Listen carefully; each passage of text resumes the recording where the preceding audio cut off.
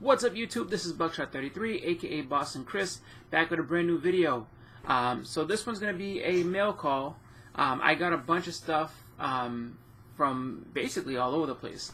I got some things from eBay, a couple things from people in the YouTube community, and among these things too is also a one of my top 10 books. So I'm really excited to go ahead and get into that. I've kind of fallen, I don't want to say I've fallen off with that. I try to stay up with it as best I can and try to get all those books, as everyone does every single year.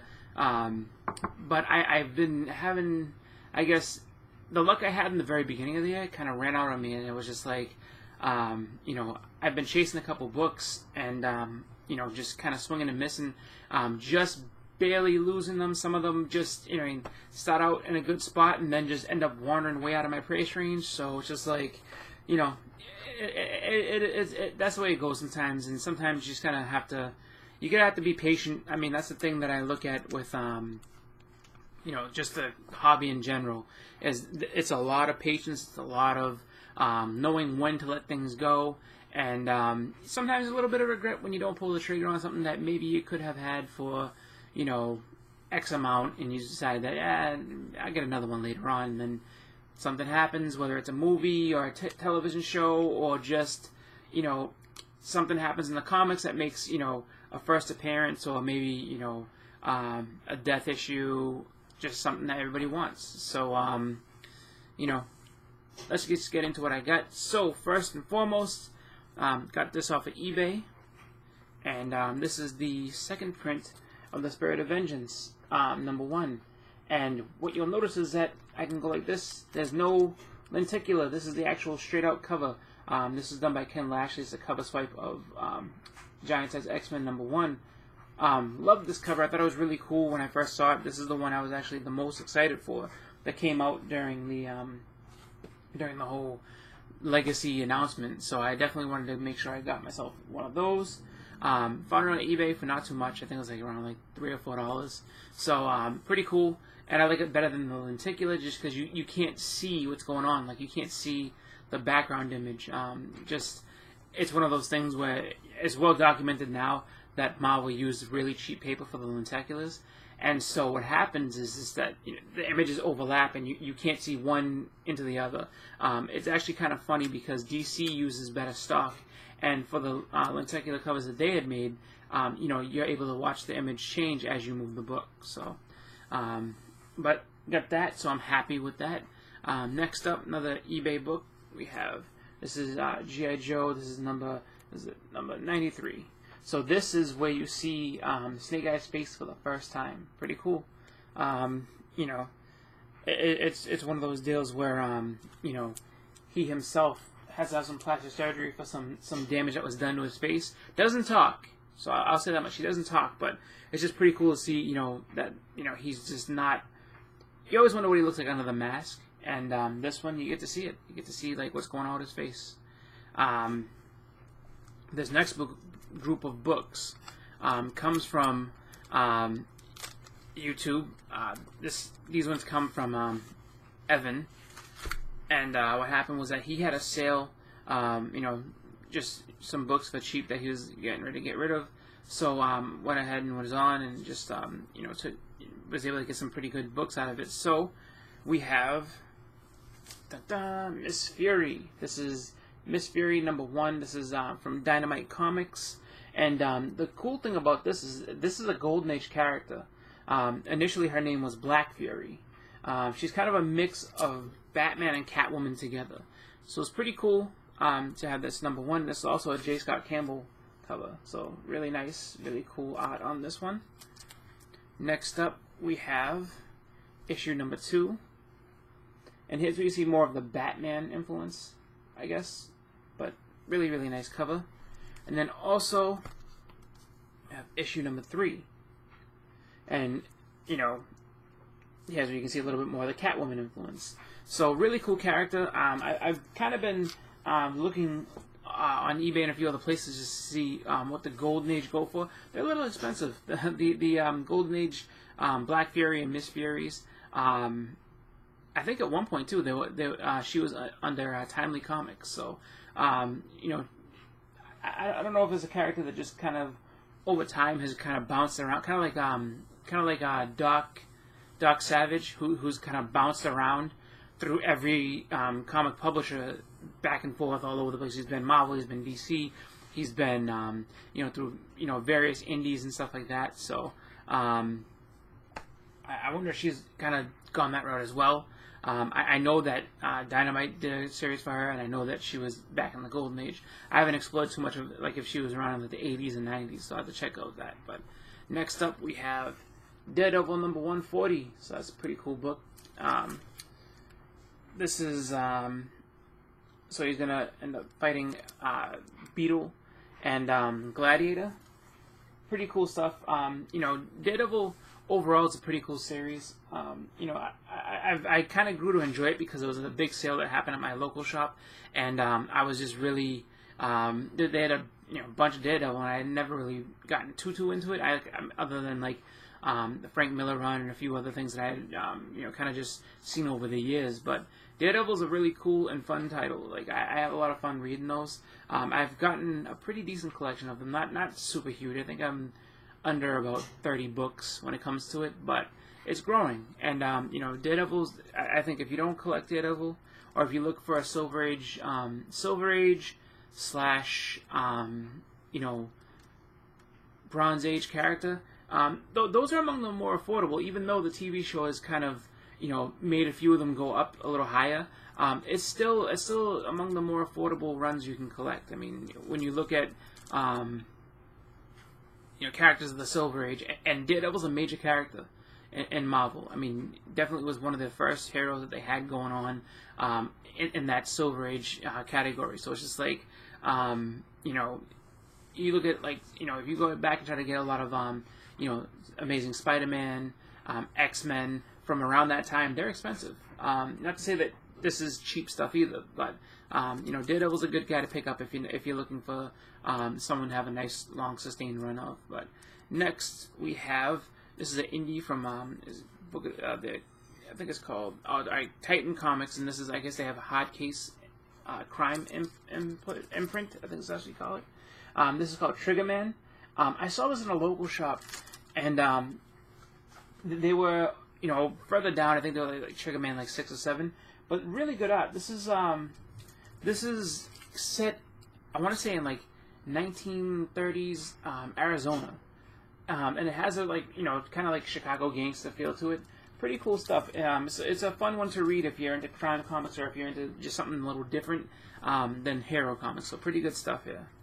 Next up we have, this is Marvel Team Up number 92. This is Spider-Man and Hawkeye in this one. I'm not sure exactly what it is that, you know, it's Mr. Fear is making them scared. Pretty cool. These Marvel Team-Ups are really fun books. You know, just one-shot stories where you get to see Spider-Man team up with, you know, likes of pretty much whoever. I mean, they have him with all these different heroes and stuff like that, and just really fun stuff. Follow that up, we have issue number 99, him and the Machine Man.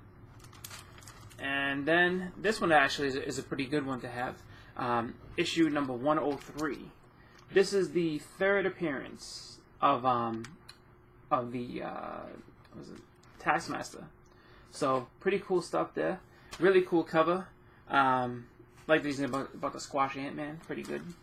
And next up we have another book that, you know, as far as the purists are concerned, may not be like the greatest book to have, but it's a Neil Adams cover.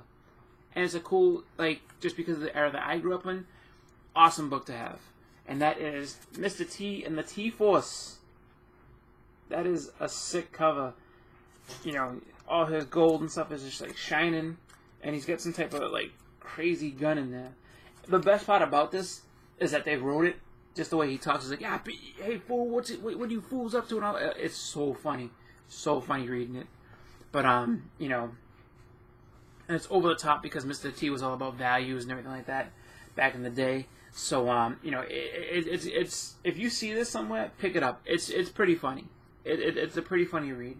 You know, I show it again just for fun, so check it out. Pretty cool cover, I will say that much.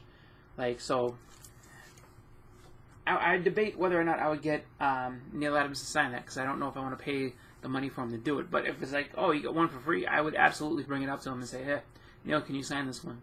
Just to say I have a signed, Mr. T, and the T was #1. But, alright, moving on. This next group of books are from Jeff Johnson, the mayor. So, definitely wanted to give a shout out to Evan. Definitely want to give a shout out to Jeff Johnson as well. Check out their YouTube channels. So Jeff also, another time was having a sale, just selling off some books. The New York Warriors have had a couple auctions, so he's on there selling books as well. So check out the New York Warriors. Check out Jeff Johnson. He's got some really cool stuff going on. He recently reached 200 subs and had a contest for it. So, check him out. He's back to making some videos again. Took a little bit of a break, but now he's, kind of coming back to, being more frequent on YouTube. Really awesome personality, really good guy. And, I'm going to go ahead and show you what I bought from him. So, he had a couple of books that, that basically helped me round out some of my run on G.I. Joe. So, this is G.I. Joe number 46. Love this cover. You get Storm Shadow and Snake Eyes standing side by side. Then, also have issue number 42. So another cool Storm Shadow cover. And then one of the later on issues, issue number 135. And the crazy part about these, this one actually is fun because it's still inside the poly bag, so that's pretty cool. But these ones, as you get into the, I think like the 130s, so basically 130s to 150s. Because it ends on issue 155. Those ones, I guess, start to have a lower print run because they were, basically getting towards the end of the G.I. Joe run that they were going to do. So those are actually some really good books to have. So thank you again, Jeff. Next we have, this is just an act of kindness that was given to me by Trilogy's Comic Corner. You guys should know Trilogy. He has a lot of different sales on Facebook. He's been a member of the community for a while, and he was doing some live auctions as well. So check out Trilogy's Comic Corner on Facebook and on YouTube. But he went ahead and sent me a bunch of books. So we have here Power Man and Iron Fist number 123. Really cool cover. This I think was inked by Joe Rubinstein, so pretty cool stuff there. Next up, he gave me a couple of books in a series that I love a lot, which is What If? So what if the invaders had stayed together after World War II? Pretty cool stuff, some Golden Age heroes here. And then next, what if Iron Man had lost the Armor Wars? Definitely a cool one to have. I love these stories just for the fact that they, they always try to just go out there and show you some obscure, different, crazy little, part of the universe. Like, what if this had happened? What if that had happened? And I said before, they have, there's 2 volumes of it. I think volume 2 goes over 100 issues. And it's just like, there's so many different good things they could do just based off of the fact that they have all these different stories just waiting to be explored, but they never do. They never do. They always just kind of, they want to go different directions. I know that the continuity might not line up with that, but there's a bunch of good ideas in those What If books that they could absolutely turn into, story arcs if they wanted to. Next, we have another Marvel team up here. This is issue number, 120. This is Spider-Man and Dominic Fortune. I'm not familiar with Dominic Fortune at all, so definitely looking good for that. It says the Spider and the Swashbuckler. So I don't know if he's like a futuristic pirate, some type of sci-fi pirate, something like that, but definitely one I'm going to read and check out. And then lastly, he got me this one here. So this is Justice League Day. So this is a book that came out on I think the day of the release of the movie. So pretty cool stuff here. Really, really cool. I didn't get out to get this one. Came out, it's a free book. So as far as I know, those had to be, I guess, picked up at the movie theaters. So that's really cool. Thank you again, Trilogy. That's, just awesome for him to send them to me. Just really nice guy. And like I said, has a lot of good books for auction, has a lot of good books for sale, so check him out. And then finally, that brings us to the, the book here. This is the unboxing, one of my top 10 books. So I'm going to go ahead and get directly into that. And actually, I don't even have to use my razor. So it's in a mailer, so just, alright, there we go, now I gotta use my razor. So the person that sold this, went ahead and gave me a whole bunch of cardboard and sandwiched it in real, like, good, so good to see that. I think there's more than one book here, which is cool, so, let's see. Yeah, I don't have to use my razor for that. I get nervous using the razors sometimes because you never know how like deep you cut, and you don't want to cut too far and damage the book. Because then especially with it being on video, because then you look, number one, like a fool, but number two, what can you say? Well, you take this wrong, and I can't. You know what I mean? So you kind of just out of luck if you mess up that. So look at this. There we go. All right. So. Double taped it. Hold on.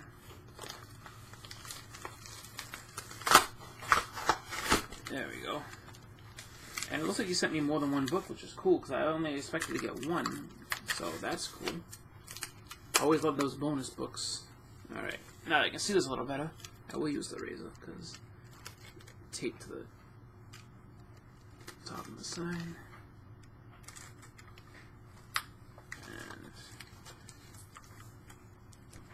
Everything.